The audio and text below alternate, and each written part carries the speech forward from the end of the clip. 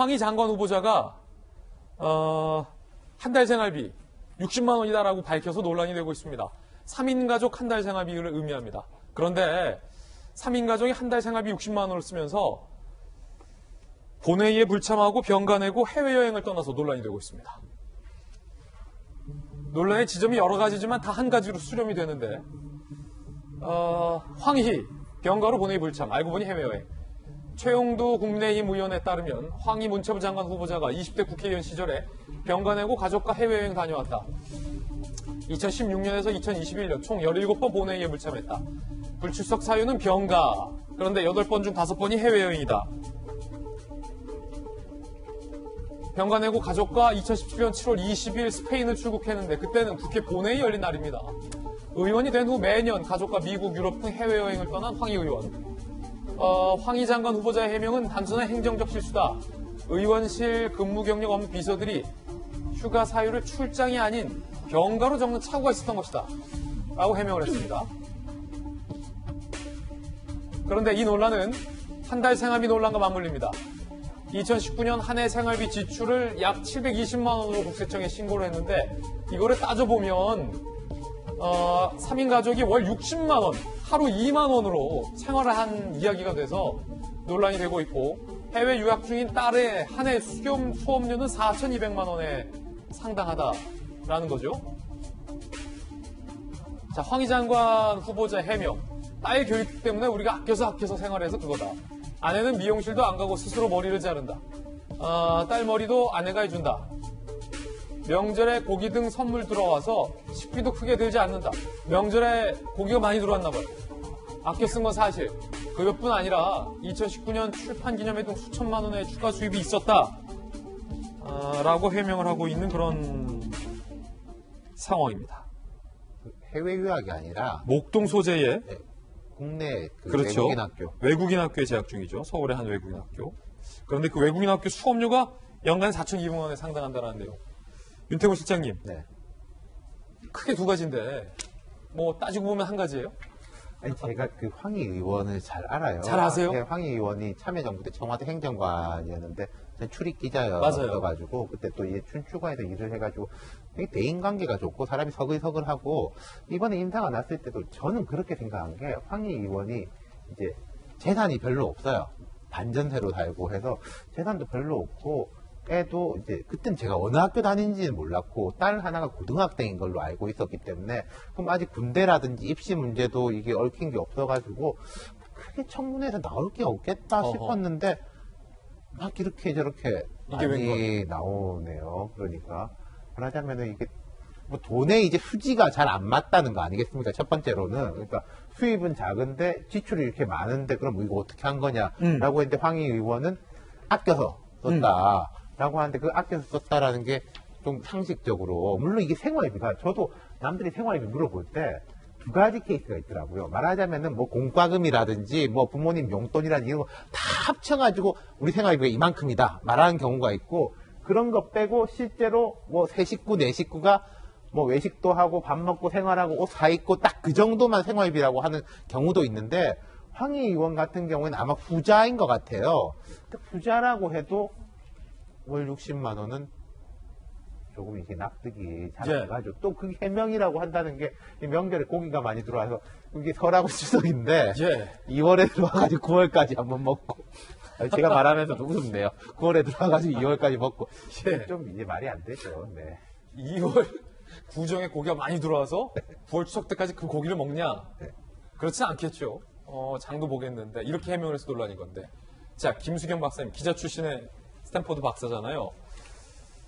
이런 해명이 나왔던 이유는 국세청에 신고한 생활비 지출 내역이 한 해에 720만 원으로 황희 의원이 본인이 신고를 하면서부터 논란을 자초했다라는 건데 한 해에 3인 가족 생활비가 720만 원 이러면 한 달에 60만 원을 써야 되고 하루에 2만 원으로 3인 가족이 버텨야 된다. 그 해명을 하다 보니까 아내는 미용실도 안 가고 스스로 머리를 자르고 그리고 식비도 크게 들지 않는다. 왜? 명절에 고기가 많이 들어오기 때문이다. 그런데 알고 봤더니 또 나중에 그러면서 본회의 빠지고 해외여행은 다 갔다. 이에 대한 해명은 해외여행은 생활비가 별도로 모아뒀다. 어떻게 보세요? 이게 참 이제 과거에 일어난 일을 이제 해명하는 과정에서 좀 앞뒤가 안 맞는 얘기가 많이 나오는 건데 사실 저는 좀 그 해명을 어떻게 하는지가 굉장히 중요하다고 생각해요. 과거에 일단 일어난 일은 그게 잘못이었든 아니었든 어떻게 우리가 바꿀 수 없는 건데 그것을 해명한다는 것은 지금 해명하는 거기 때문에 그 사람이 지금 어떻게 인식을 하고 있는지를 우리가 볼 수 있는 거거든요. 예.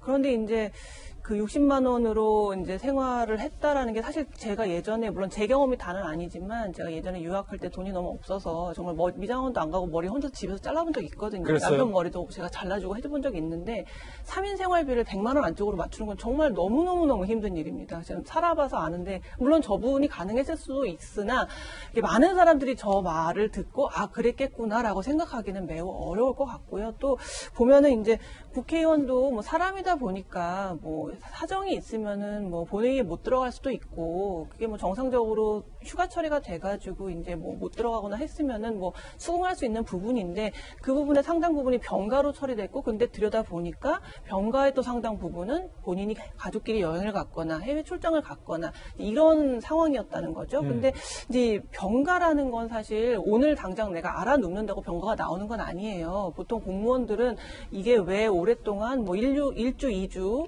왜 집에서 통원 치료해야 되는지 여러 가지 그 증빙 서류를 내야만 받을 수 있는 휴가라서 꽤나 까다롭게 받는 휴가입니다. 근데 국회의원의 병가 처리는 얼마나 쉬운지 모르겠지만 가족하고 여행을 가면서 단순히 행정적인 실수로 병가 처리가 됐다는 건 사실 수긍하기가 어려워요. 굉장히 공직기강에 관련된 문제지 실수라고 넘어갈 수 없는 문제라는 생각이 들고 또 이제 해외여행을 가면서 개인 용무로 그냥 해외여행을 갈 때 관용 여권을 사용했다는 얘기가 나오거든요. 원래 여권이 관용 여권과 이제 일반 여권이 있는데 두 개를 한꺼번에 갖고 있을 수 없습니다. 그래서 이제 하나는 구청이 갖고 있다가 서로 이제 번갈아 가면서 쓰는 건데 그거를 이제 바꾸기가 좀 번거로워서 그냥 관용 여권을 사용했고 대신에 나는 어떤 혜택도 받지 않았기 때문에 문제가 안 된다. 이 해명의 문제인 거거든요. 예. 그러니까 그런 일이 과거에 발생했을 때 그때 좀 미숙하게 처리가 됐었고 미안하다고 생각한다. 잘못했다고 생각한다. 다시는 그런 일이 없게 하겠다라고 해야 되는데 이분은 내가 혜택을 받지 않았으면 관용 여건은 상관없다고 생각한다면 앞으로 문체부에 가서 공무원들을 데리고 이제 공직기강을 잡으면서 일을 해야 되는데 어떻게 영이 쓰겠습니까? 그래서 저는 이분의 과거 행적이 뭐 어떤지도 물론 우리가 따져봐야 되지만 이분이 그래서 어떤 해명을 내놓고 있느냐, 뭐 잘못된 게 없다, 실수였다, 내가 혜택 본 게 없으니까 상관없다. 이제 이러한 해명들은 오히려 현재 저분의 인식을 보여준다는 생각이 듭니다. 예. 물론 박정화 대변인이 2017년에 스페인을 여행을 간 것, 굉장히 여행 비용이 많이 들었을 것으로 생각이 되고, 한 달 생활비를, 그러니까 한 달 생활비 60만 원이 놀라야 된 건 그 이후에 2019년도의 일이에요. 물론 출판 기념회 등의 부수입이 있었다고 하는데, 보통 정치인들은 이 출판 기념회로 들어온 것을 어떤 정치 활동에 쓰는데, 황희 의원은 생활비에 썼다는 건지 조금 의문이기도 한데, 그렇다 치더라도 만약에 이렇게 된다면 드는 생각은 2017년 뭐 매년 해외여행 가는 비용을 아껴서 3인 가족 60만 원이면 정말로 굉장히 좀 타이트하잖아요. 차라리 해외여행을 한 번 안 가더라도 한 달에 60만 원이 아니라 한 70만 원 정도로 생활비를 3인 가족이 하면 한 번 더 뭐 좀 순두부나 두부라도 사 먹고 삼겹살도 사 먹을 수 있을 텐데 해외여행을 이렇게 가느라 또 생활비가 60만 원으로 더 타이트해진 측면이 좀 있지 않을까. 그게 좀 아쉽군요. 이 해명이 다 맞다면. 다 맞다면.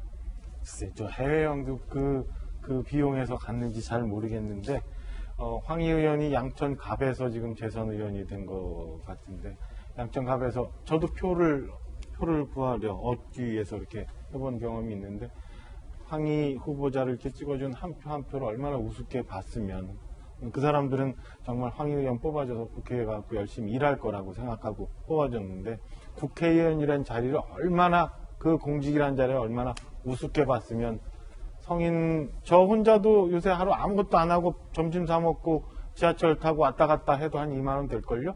그렇게 해서 3인 가족이 썼다는 말도 안 되는 해명을 하고 문화부 장관이라는 그 막중한 공직을 앞두고도 저런 식으로 막 그 해명을 하고 글쎄요 이게 얼마나 쉽게 생각했으면 저렇게 하고 있나라는 허탈감이 들어요. 그래도 뭐 우리 국민들이 그리고 저희들이 이렇게 맨날 동해물과 백두산이 마르고 닳도록 얘기해도 내일 청문회 끝나고 나면 모레 대통령께서 임명해서 어쨌든 장관 될 텐데 뭐 입만 아프게 이렇게 얘기할 필요가 있나 싶은 생각이 드는데요.